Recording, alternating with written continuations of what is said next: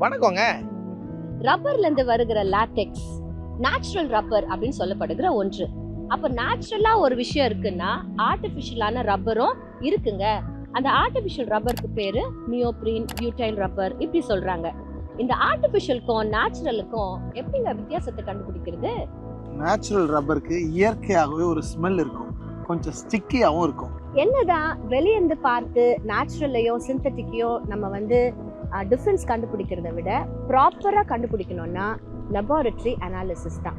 இன்றைக்கு கூட உலகத்துல நிறைய விஷயங்கள் நம்ம கண்களுக்கு முன்பாக இருக்கு. எது உண்மை எது பொய் அப்படின்னு சொல்லி நமக்கு தெரியாது. எல்லாமே ஒரே மாதிரி தாங்க இருக்கும். வாழ்க்கையில நடக்கிற எல்லா சூழ்நிலைகளிலும் நாம் பகுத்தறிய வேண்டியது அவசியமா இருக்குதுங்க. எல்லாவற்றையும் சோதித்து பார்த்து நலமானதை பிடித்து கொள்ளுங்கள் அப்படின்னு சொல்லி வசனம் இருக்குங்க.